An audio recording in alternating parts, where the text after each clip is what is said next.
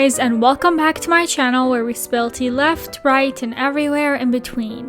In today's video, we are giving you another catch-up on the Johnny Depp vs. Amber Heard defamation trial as of April 26th and Trisha Paytas' hot takes on the situation because we need those, am I right? But before we get into the video, don't forget to like and subscribe to the channel and hit the notification bell so you don't miss out on any new uploads, as we do post new videos every single day.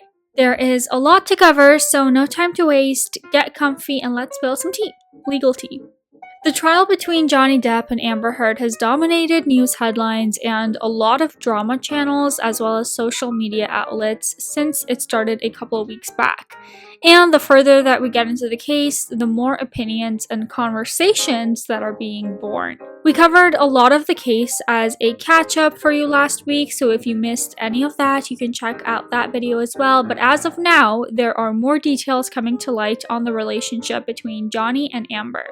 You asked me once not to leave, and I'm asking you. So why every 5 seconds do I get, I'm leaving? It's clear, no matter the opinion that you hold on the situation as an entirety, that this relationship was very toxic. And it's also clear, in my opinion, that a lot of these fights and arguments were fueled by substances, and as I've said before, that will take a situation and make it 10 times worse. Today you apologized, said I love you, I'm so sorry, and then today it takes you 2 seconds. It takes you 20 seconds at most to go, fuck that, I hate you, I don't want to be with you, goodbye, I'm leaving, I'm running away, but I'm not running, I'm walking away. More audio evidence was submitted to the court this week for review during the trial, and this particular piece of audio feels really upsetting to me, as you can hear the upset in both of their voices. As much as it's debatable that being a movie star is a privilege, I do think that sometimes that comes with its own difficulties, and one of those hardships can be heard here between Amber and Johnny. Then you need to actually do it. You need to actually take off your ring and forget that 5 hours ago you said the opposite. Otherwise, you can't keep throwing that around. Relationships can be very hard for a lot, if not most people. Trying to navigate your own emotions as a human, all the while trying to take into consideration someone else as an entirely different individual, and then also making movies and being super famous, it really is a lot. It's a lot for all of us without that A-lister status. I believe that's Johnny removing his ring and throwing it in the audio clip. Did I stay or did I leave? You stayed and you didn't change. I stayed. You were a cunt. So I stayed. And I've been a cunt ever since, which is why you told me about every other day how you couldn't imagine your life without me. The opinion that Amber is terrible is definitely the general consensus among the internet, at least from what I have seen personally. And while it is difficult to completely disagree with that, I do always attempt to play devil's advocate with these videos, and certainly attempt to show situations from both sides. Especially with a topic like this. This conversation is about domestic violence and abuse, and it is certainly not something to take lightly. One thing I will say about Amber, when she has these arguments with Johnny, she raises her voice to a level that almost seems to attempt to drown his voice out, which is frustrating because it's like, just because you're being louder, it doesn't make you right. The audio oftentimes is difficult to hear. As I say, Johnny does have a softer voice most of the time during these arguments, but he seems to mention some physical abuse again during this clip. Smack me on the ear again. Smack my ear again. So it fucking resounds in my fucking cranium. You like that? Well. He's later questioned about that, and he details the hit. Will it make you happy would you like to hit me in the ear again? Would that make you feel better? Will that make you stop this? Would you have done anything to have stopped? Johnny explains what is heard in that clip after being questioned, and he says that it's just yet another example of something that Amber does not see as an argument, even though she yells and disagrees. At that point of the audio clip, he was done with her, and he really did not just want to be with her. She said, take your ring off. She still wouldn't let me leave. I did, and she still wouldn't let me leave. He says in this position he's left with no other option but to react, and while she will tell him to, quote, calm down, she will scream like a banshee. Johnny says during this questioning session that he really would have done anything to get away from the situation, to go anywhere, but while he would have done anything, physical violence was certainly not something that he would ever resort to. Taking anything to some physical level. I disagreed with that wholeheartedly. That's not me. It's not who I've ever been. It's not who I'll ever be. The attorney later during this segment plays yet another audio clip that is Johnny explaining he needs to walk away from the conversation as he is getting frustrated, and then Amber retorts saying that when he walks away, it makes it worse for her and causes her an immense amount of stress. That clip is really an example of how their communication styles completely conflict with each other, because one needs to get away and cool off and the other wants to remain inside the conversation and fight, and both reactions are understandable. The problem is how they communicate these needs to each other. I would have been able to come in with you. We would have been able to let it go in a few minutes. It would have been fine. It was just if we allowed ourselves to have fucking normal arguments. Please, you're killing me with this. You're killing me. It's hard to listen to, and Johnny's face while listening to Amber be so upset is clear that he gets no enjoyment from her pain.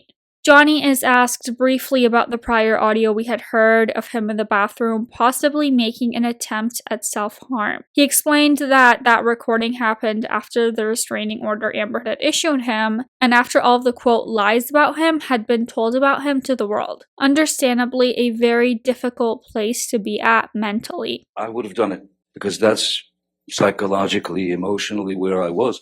I was at the end. I was broken. A really interesting clip that is also played this same day in court is Johnny telling Amber that they need to deal with it and publish a letter together telling everyone that they're taking it all out of the public eye.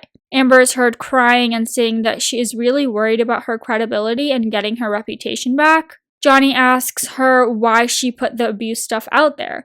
She says that she didn't and that she was forced by his team as they went on the offense. I think, in my opinion, that clip is really important to the actual case in hand, and something that we should all attempt to keep in mind is that the trial that they're going through here isn't exactly for proving one or the other is abusive entirely, but that the defamation has legs to stand on. Does that make sense? Like, at the end of all of this, the judge isn't going to hit the gravel and say Amber was abusive or anything like that.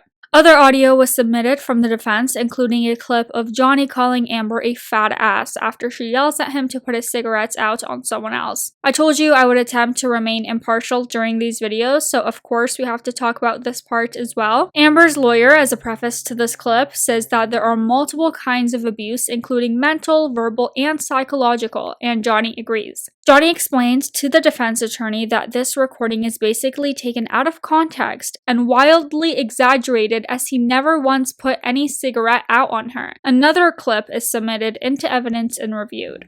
I fucked up and cried in my bedroom after I had dumped you a fucking week prior. After you beat the shit out of me, and then a week later you show up at my doorstep in my room saying you want to say goodbye.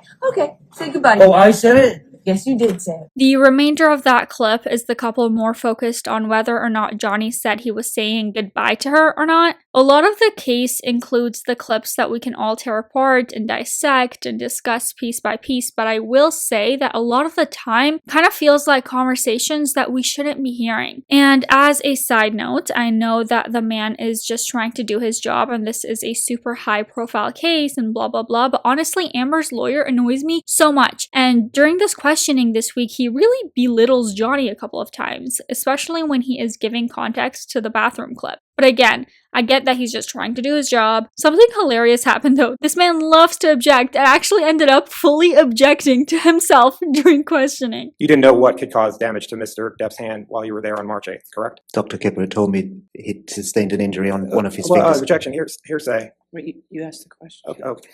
Next question. Okay, you said it sustained a...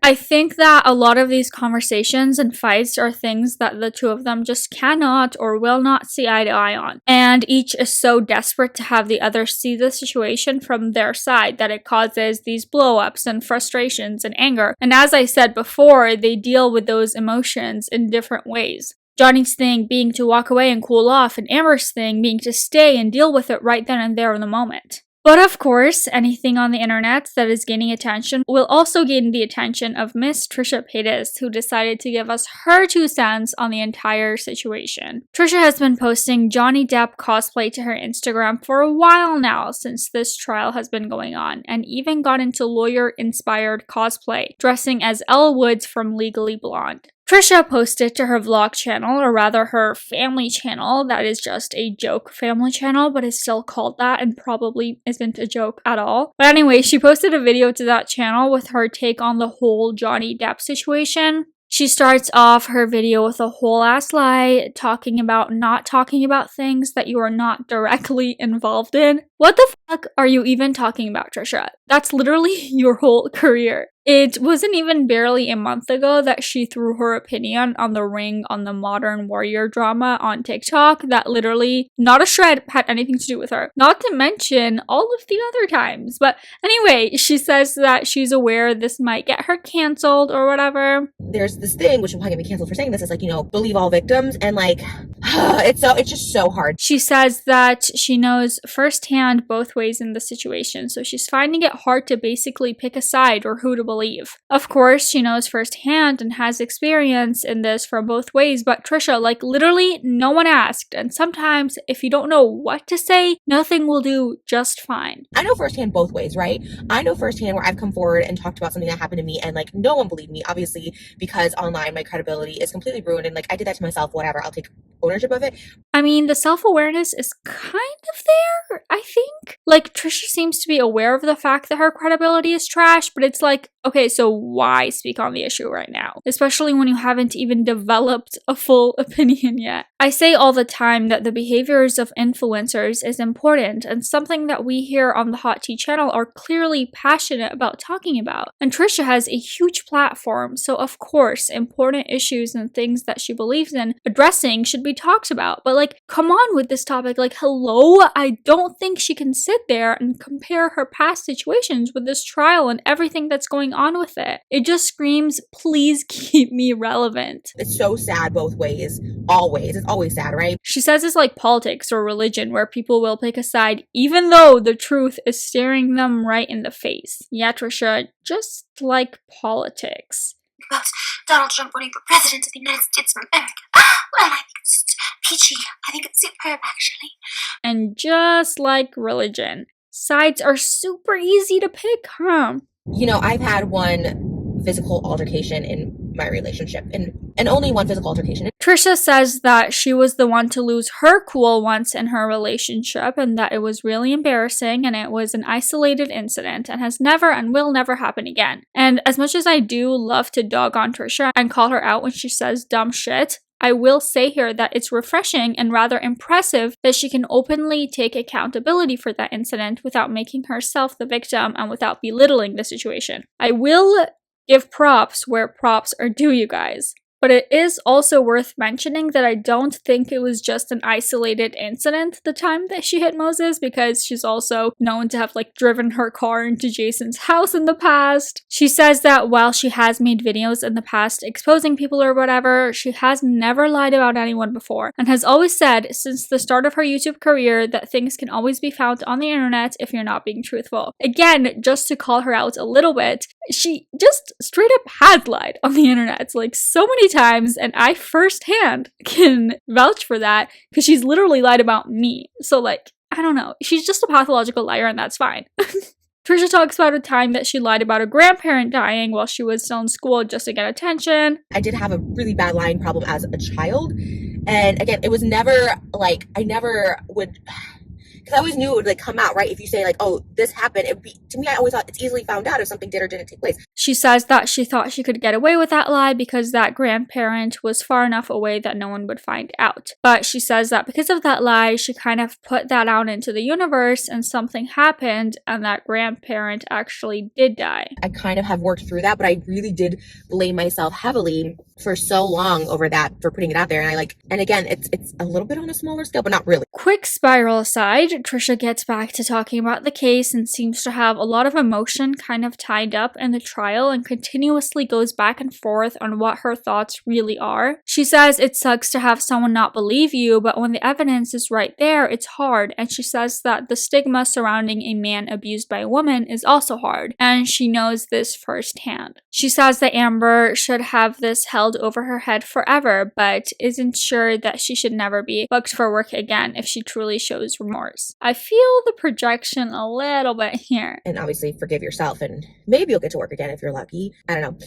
Trisha says that she feels empathy for Amber and isn't trying to diagnose her, but thinks that there is something psychological that Amber should deal with. I'm not a doctor, not diagnosing, but I do feel, you know, she has something. She has like overly anxious attachment style, which I can relate to, where she doesn't want him to leave her. And so she does everything possible to like continue to fight. So he keeps engaging with her so he doesn't leave her. And I've been there in so many relationships. Her empathy comes from also not being diagnosed for so long. And she says that when things like that go untreated, it's really hard, and she understands that. She wraps up by saying that she is staying out of drama and gossip right now, especially when it has to do with her because she's pregnant and is still getting a lot of people accusing her of faking that. But says that she wanted to speak on this because it had been weighing on her and she just wanted to talk about it. As much as I might not value Trisha's opinion the majority of the time, I will say that it is maybe something I could consider interesting, as she herself has been the female abuser towards the male victim. So it's a side that we're not seeing too much of when opinions are being discussed on that matter. In saying that, when there is a victim, that's really the main voice that we should be listening to. It's not like we run to the abuser to see what their opinion or feelings are on the matter any other time. But again, I'm doing my best to show both sides of the case and the trial and the whole situation until at least all of the evidence has been presented. So for now, you guys, let's discuss in the comment section down below your thoughts on both Johnny and Amber as well as Trisha's take on it. A valuable viewpoint or just